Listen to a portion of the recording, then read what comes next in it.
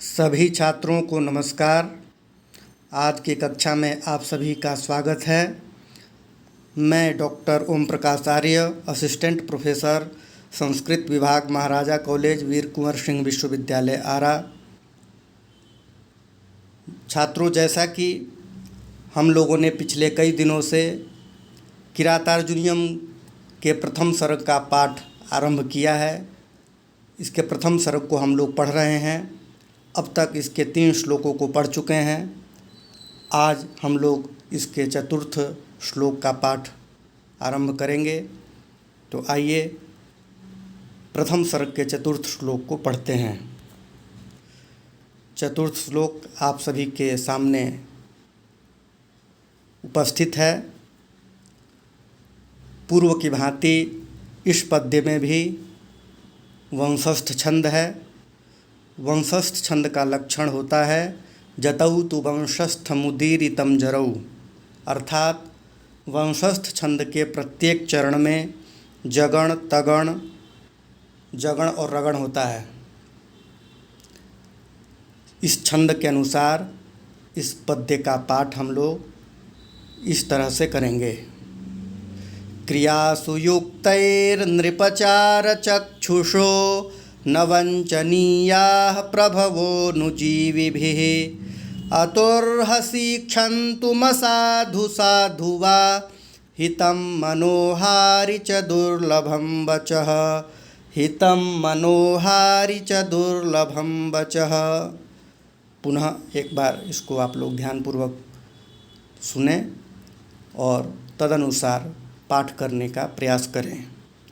क्रियासु युक्तैर्नृपचार चक्षुषो न वञ्चनीयाः प्रभवो नुजीविभिः अतुर्हसि क्षन्तुमसाधु साधु वा हितं मनोहारि च दुर्लभं वचः, हितं मनोहारि च दुर्लभं वचः।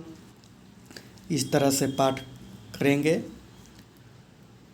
अब इस पद्य का अन्वय हम लोग इस तरह से करेंगे। नृप क्रियासु युक्तैः अनुजीविभिः चार चक्षुषः प्रभवः न वञ्चनीयाः अतः असाधु साधु वा क्षन्तुम् अर्हसि हितं मनोहारि च वचः दुर्लभम्। इस प्रकार से अन्वय करने के पश्चात अन्वय के अनुसार हम लोग इस पद्य का अर्थ इस तरह से करेंगे।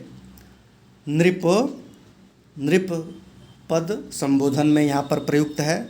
अर्थ होगा हे राजन, क्रियासु युक्तैः। यहाँ क्रिया से अभिप्राय कर्तव्य से है, कार्य से है। क्रियापद में सप्तमी बहुवचन में ये क्रियासु पद बनता है। अर्थ होगा कार्यों में। हे राजन, कार्यों में युक्तैः नियुक्त, अनुजीविभिः, अनुजीवी का अर्थ होता है सेवक।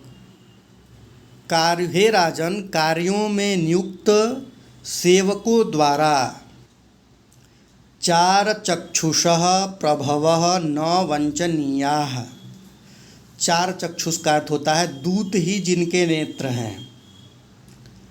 दूतों के माध्यम से जो देखने वाले हैं। दूतों के माध्यम से कौन देखते हैं? राजा लोग। तो यहाँ पर कहा जा रहा है कि हे राजन, कार्यों में नियुक्त अनुजीवी सेवकों के द्वारा चार चक्षुषः प्रभवः न वञ्चनीयाः। दूतों के माध्यम से जो देखने वाले प्रभवः राजा लोग हैं या स्वामी लोग हैं, उनको न वञ्चनीयाः, धोखा नहीं देना चाहिए। अतः इसलिए मेरे कथन में जो कुछ असाधु साधु वा, अप्रिय या प्रिय वाक्य हो, उचित या अनुचित वाक्य हो, साधु या असाधु वाक्य हो, क्षन्तुम अर्हसि, उसे आप क्षमा करेंगे। ऐसा दूत अपने राजा से, अपने मालिक से, युधिष्ठिर से कह रहा है, क्योंकि हितम मनोहारी च वचः दुर्लभम। हितम हितकारी, मनोहारी च और मनोहारी मन को प्रिय लगने वाले, वचः वचन, दुर्लभम दुर्लभ होते हैं। हितकारी और प्रिय लगने वाले वचन दुर्लभ होते हैं। इस तरह से इस अन्वय के अनुसार इसका अर्थ होगा। इसका भावार्थ इस तरह से करेंगे। भावार्थ यह है, इसमें दूत युधिष्ठिर से कहता है कि मैं आपके हित को ध्यान में रखकर यथा तथ्य बात कहता हूँ। इसमें कुछ अप्रिय हो तो क्षमा करेंगे, क्योंकि हितकारी और साथ साथ मनोहर वचन दुर्लभ होता है।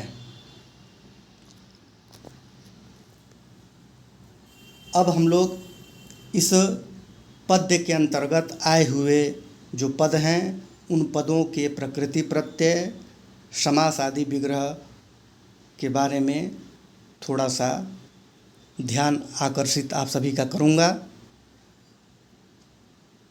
सर्वप्रथम इसमें पद आया है क्रियासु। क्रियासु युक्त ही, दो पदों को एक साथ ले रहे हैं। क्रियासु युक्त ही अर्थ मैंने बताया था आपको, कार्यों में नियुक्त, कार्यों में लगाए गए द्वारा।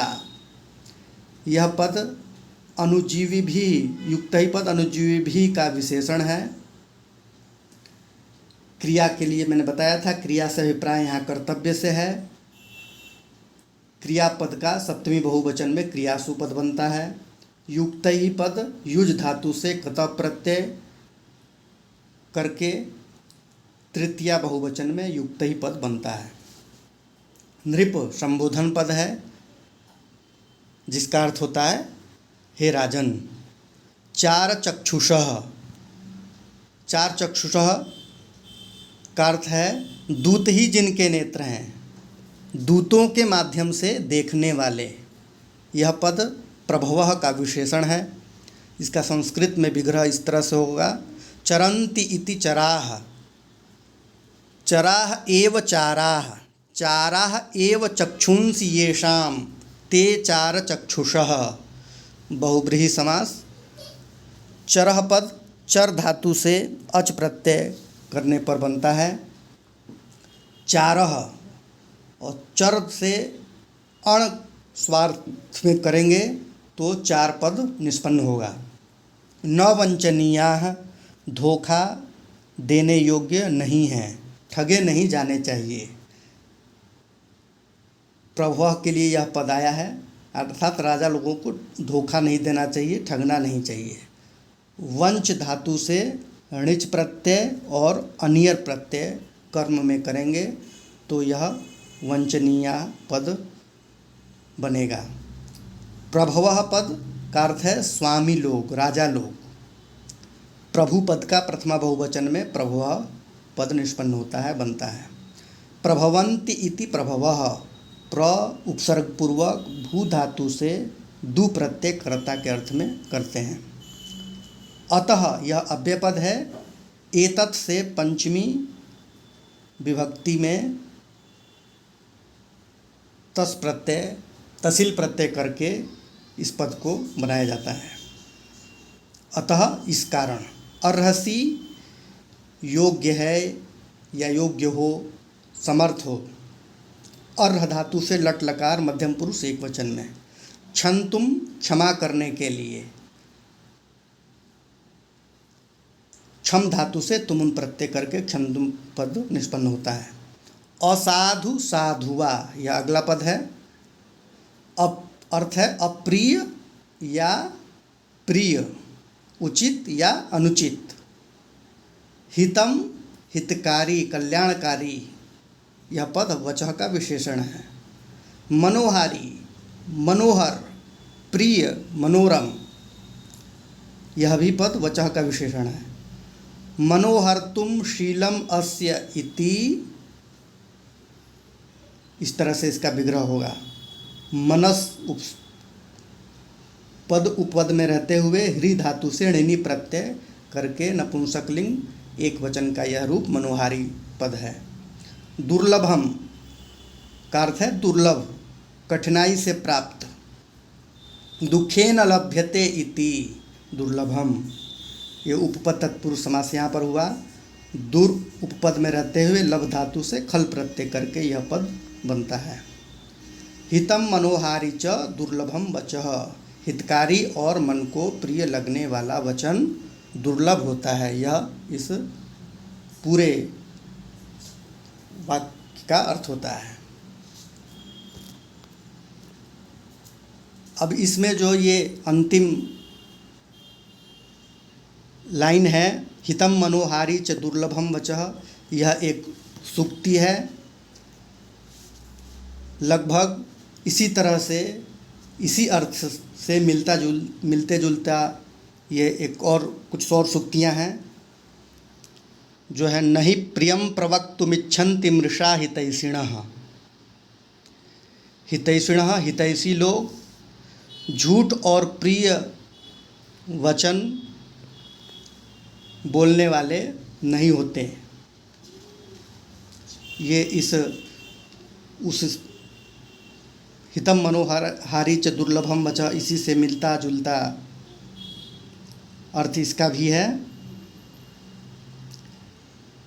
हित चाहने वाले झूठ और प्रिय वचन बोलने की इच्छा नहीं करते। एक और रामायण में इसी अर्थ से मिलता जुलता वाक्य आया है, रामायण के अरण्य कांड में, अप्रियस्य च पथ्यस्य वक्ता श्रोता च दुर्लभः। अप्रिय किंतु हितकारी वचन बोलने वाले लोग दुर्लभ होते हैं। इस तरह से हम लोगों ने आज इस किरातार्जुनीयम के प्रथम सर्ग के चतुर्थ श्लोक का अध्ययन किया, पढ़ा। आप लोगों ने समझा और ध्यानपूर्वक सुना, इसके लिए आप सभी का धन्यवाद। पुनः अगली कक्षा में नए पाठ, नए विषय के साथ आप सभी के बीच उपस्थित होऊंगा।